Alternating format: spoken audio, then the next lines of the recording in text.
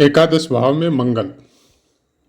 मंत्रेश्वर महाराज कहते हैं, जिस भी जातक को एकादश स्थान में मंगल हो वह इंसान धनी, सुखी, शोक से रहित, मतलब कोई दुख उसको कभी नहीं होगा। शूर मतलब वीर, तथा सुशील, नम्र होता है। ये जो फल आपको बताए जाते हैं शॉर्ट वीडियो में, ये फल भावाश्रय फल है, या फिर इसको इस तरह से समझिए कि ये कालपुरुष की कुंडली अनुसार फल है। प्रायकर एकादश स्थान में मंगल होने से सभी विद्वानों ने बहुत ही अच्छे फल आपको बताए, लेकिन हम लोगों की चर्चा है करक लगन की, तो उसकी डिटेल में चर्चा इसी वीडियो के नेक्स्ट पार्ट में करें। जय माता की मित्रों, आज चर्चा करते हैं करक लगन में अगर आपका मंगल एकादश स्थान में हो तो कैसे फल प्राप्त होते। जब से करक लगन के पाठ हमने चालू किए, हमने प्रायकर सब वीडियो में बोला है ये बात कि करक लगन में सबसे ज्यादा योग कारक ग्रह केवल और केवल मंगल देव होते। लग्नेश कोई शक नहीं है, लग्नेश का अपना एक महत्व है आपके शारीरिक बल के लिए, आपकी बुद्धि के विकास के लिए और रोग प्रतिरोधक क्षमता के लिए। लेकिन लग्नेश आपको पंचमेश का सुख नहीं देता है। लग्नेश आपको कर्म का सुख नहीं देता। उसका सुख उस स्थान से कनेक्टेड ग्रह आपको देंगे। मतलब लग्नेश हो गए आप खुद स्वयं, बहुत बार समझाया है ये बात हमने। बाकी जो स्थान है, आपको जिन जिन स्थानों से जो जो सुख प्राप्त करना है वो उससे कनेक्टेड ग्रह और उस स्थान पे अच्छे ग्रहों की या बुरे ग्रहों की दृष्टियों के अनुसार, आपके प्रारब्ध के अनुसार चीजें फिक्स की गई है, उसके अनुसार आपको फल मिलेंगे।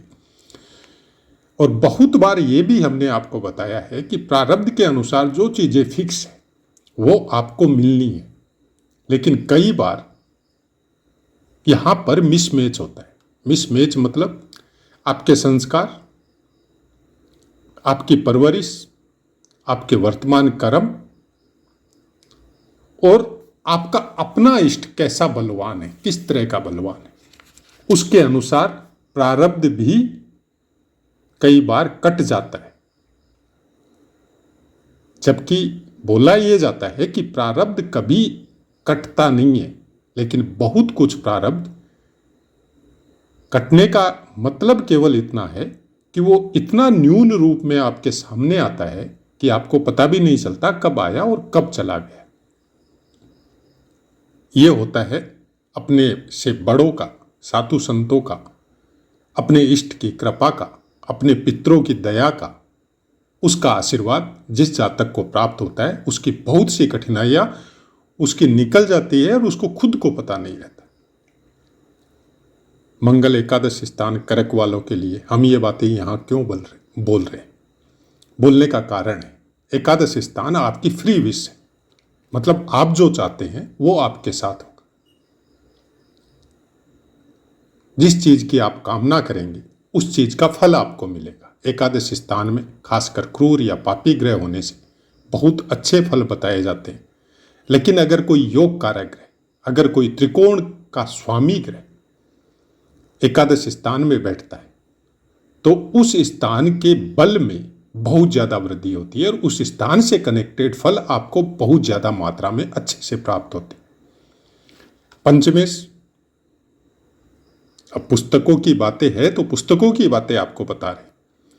जब भावेश फलों को हम लोग अध्ययन करते हैं तब ये देखते हैं कि पंचमेश अगर आपके एकादश स्थान में हो तो जातक विद्यावान, जनप्रिय, ग्रंथकर्ता, कार्यों में दक्ष और अधिक पुत्र धन से युक्त होता है। ये पुस्तक की बातें हम अपनी तरफ से नहीं बता रहे। उसके बाद में क्योंकि ये कर्मेश भी है, तो जब कर्म का स्वामी, दशम स्थान का स्वामी लाभ भाव में हो तो जातक धन, पुत्र से युक्त, प्रसन्न, गुणवान, सत्यवादी और सदा सुखी रहता है। अब ये बातें हैं पुस्तकों की, लेकिन एकादश स्थान का महत्व थोड़ा अलग लेवल में भी आता है। और जब बात मंगल की हो, पिछले पाठ में भी हमने आपको क्लियर किया था कि मंगल का बहुत कुछ विशेष कारक है अपने जीवन को चलाने के लिए, अपने शरीर को स्वस्थ रखने के लिए, अपने आप के ऊपर नियंत्रण करने के लिए। क्योंकि जब सुख समृद्धि सब तरफ से आपको चारों तरफ से मिलती है, तो फिर गुस्सा और अभिमान और घमंड, ये चीजें भौतिक शरीर में या भौतिक जगत में प्राय कर देखने को मिलती है कि कोई आदमी एक पर्टिकुलर लेवल पे पहुंच गया है, तो उसका अभिमान भी कई बार क्या होता है, उसके लेवल से ऊपर चला जाता है, वो किसी को कुछ नहीं समझता। और उसमें सबसे बड़ा कारक होता है अभिमान को हाई लेवल पे ले जाने में मंगल। मंगल जितनी सुख समृद्धि, जितना आपका मंगल करता है, कई बार गुस्सा, अभिमान, घमंड वो अमंगल का भी रूप लेता है। बहुत कुछ चीजें छूट जाती, बहुत कुछ रिश्ते पीछे रह जाते, और बहुत सी रिश्ते जो आपसे या बहुत से आपके संगी साथी या मित्र या जो आपका भला चाहने वाले गॉड गिफ्टेड इंसान कई बार मिलते हैं इंसान को तरक्की करवाने में, ऊपर उठाने में, उन सबको भी घमंड या गुस्से की वजह से हम लोग पीछे छोड़ देते। एक स्टेज पे जाके वो सब चीज़ों का पता चलता है, और ये इसमें सबसे बड़ा कारक होता है मंगल। काम, क्रोध, मद, लोभ, इन चारों में मंगल का प्रभाव होता है। क्योंकि स्पीड और स्पीड के बाद में मनमाफिक इच्छाएं चंद्रमा का साथ काम में प्रवृत्त होता है आदमी। क्रोध मंगल का नैसर्गिक गुण है, उसको आप हटा नहीं सकते। लोभ मंगल के साथ बुध का सानिध्य लोभ को प्राप्त करवाता है। और मद तो फिर जब सब तरफ से आपके इच्छा अनुसार जब काम हो रहे हैं, तो घमंड तो ओबियसली आना ही है आपको। आदमी मदांत होता ही है, फिर वो किसी को कुछ समझता नहीं। ऐसा ही कुछ चीज मंगल के साथ एकादश स्थान में होने से उसकी खराब जो, जिसको बोला जाता है कि अति, वो आपसे करवा सकता है। इसलिए आपने देखा होगा कि कर्क लगन वाले बहुत ज्यादा तरक्की करते हैं, एक समय में बहुत बड़े स्टार होते, और कुछ समय बाद लोग भूल जाते हैं, उनको पता भी नहीं चलता। फिर कहीं से कोई खबर मिलती है किसी को, उनके पहचान वाले, जान पहचान वाले, रिश्तेदार वाले, उनको हो सकता है शायद पता हो, पब्लिक को पता नहीं रहता। लेकिन उस समय वो उनकी हेल्प करने के लिए नहीं आते। उसका कारण केवल इतना ही रहता है कि अपने अच्छे पीरियड में किसी को कुछ नहीं समझा। ऐसे ऐसे केस हमने 2-3 कुंडलियों में देखे, जिन्होंने जीवन में बहुत कुछ अचीव किया, लेकिन जिनके साथ बचपन गुजारा, जिनके साथ बड़े हुए, जो उनके वेल विशर थे, जब उनकी तरक्की एक स्टेज से ज्यादा जब हो गई, तो वो या उनसे जान पहचान किसी से करवाना या उनकी कोई हेल्प करना उनको अपनी इंसल्ट लगने लग गई। और मंगल तो मंगल है, आपको जितनी स्पीड से तरक्की करवाता है, डाउनफॉल आने से उससे ज्यादा स्पीड से डाउन भी होता है। मंगल का कुछ विशेष गुण है, और उसको मैनेज करना हम लोगों के धर्मशास्त्रों में, चाहे ज्योतिष में, हर जगह यह बताया गया है कि अपने मन को कंट्रोल करो, अपने गुस्से को कंट्रोल करो, अपने एरोगेन को कंट्रोल करो। ये सब चीजों का कारण मंगल है। मंगल को हम लोग जितनी धर्मशास्त्रों में या किसी साधु संत के पास या जो भी आजकल आपकी विल पावर बढ़ाने के लिए कोचिंग वगैरह जो मिलती है, उसमें केवल एक ही बात बार बार बोली जाती है कि जब भी आपको गुस्सा आता है कम से कम 2 मिनट चुप हो जाइए। अब चुप होने का मतलब क्या है?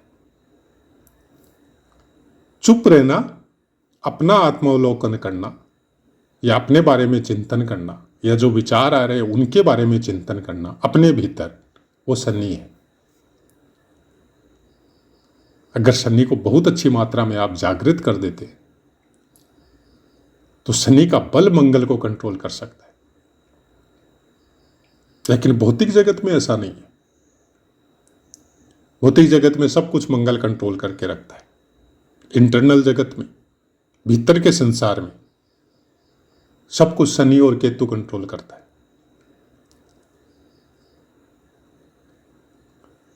अच्छे साधु संत जो पहाड़ों में तपस्या करते हैं या गृहस्थ में रहते हुए भी भगवान के भजन करते हैं या कुछ, क्या उनके शारीरिक स्वास्थ्य में कोई तकलीफ होती है, फिजिकल फिगर में कोई तकलीफ होती है? उनका भी मंगल बहुत अच्छा होता है, उनको कोई तकलीफ नहीं होती।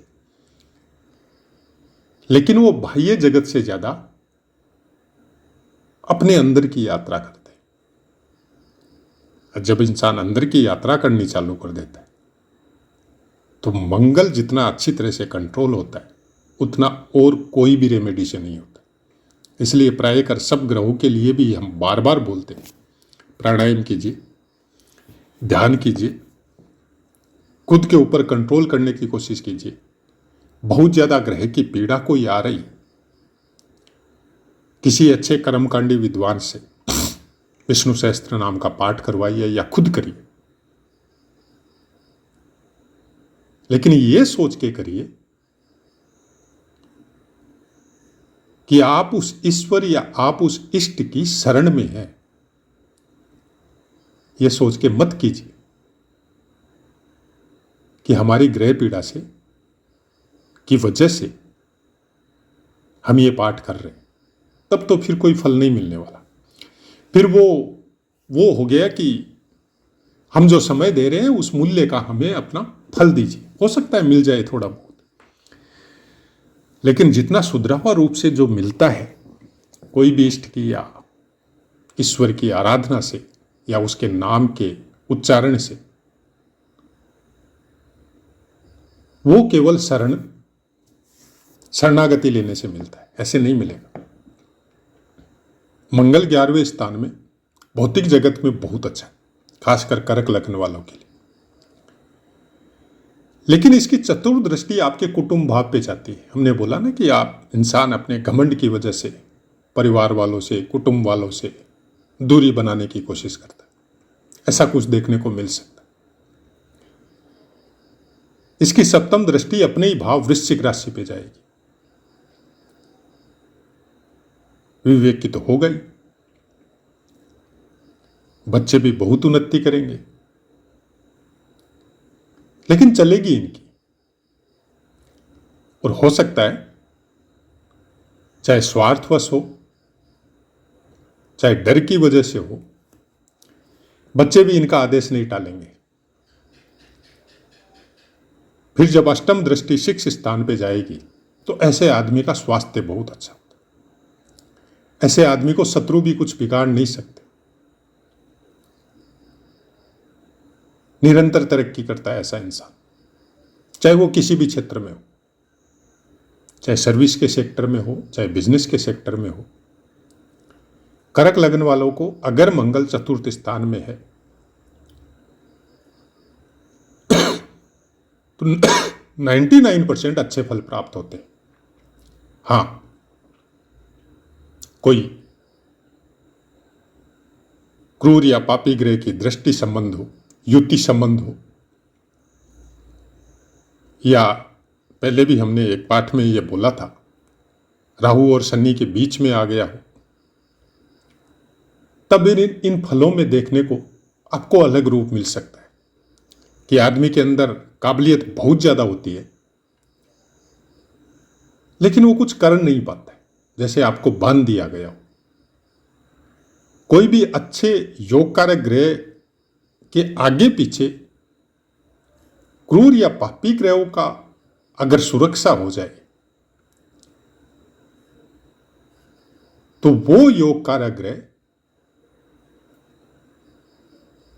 मतलब आपको तड़पने के सिवाय कुछ करना आपके लिए संभव नहीं होता है। जब तक जैसे दशम स्थान और द्वादश स्थान में शनि और राहु का योग आ जाए और बीच में मंगल देव आ जाए तो ये कुछ तकलीफ कारक योग हो जाता है अच्छा होने के बावजूद।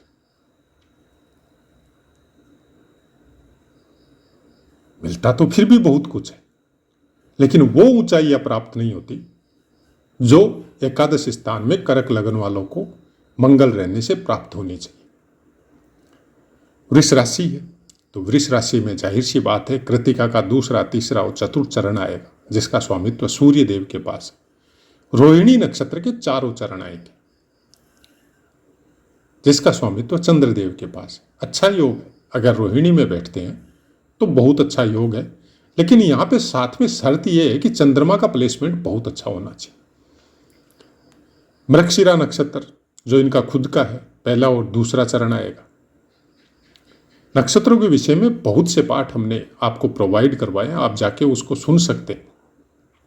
नक्षत्रों का अपना एक अलग ही संसार है और हम बोलते हैं कि ज्योतिष में नक्षत्रों के बिना कुछ नहीं होता है।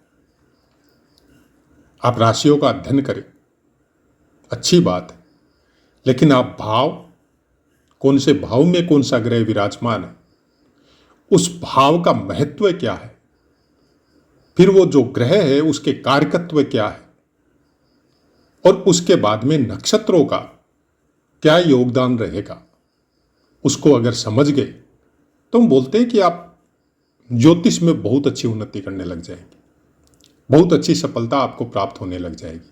अब फिर ये आपके ऊपर है कि आप इसको प्रोफेशनल बनाते हैं या अपने आत्म उत्थान में लगाते हैं। ये खुद के ऊपर होता है, इंसान के ऊपर। अलग अलग प्रवृत्ति सबकी होती है। कोई इसको भौतिक जगत में फायदे उठाने में लगाता है और कोई अपने आध्यात्मिक संसार में अपनी उन्नति को प्राप्त करने के लिए इसको यूज करता है। तो ऐसा है मित्रों, पाठ समझ में आया होगा। अब अपनी वाणी को विराम देते हैं, आपसे आज्ञा लेते हैं। जय माता।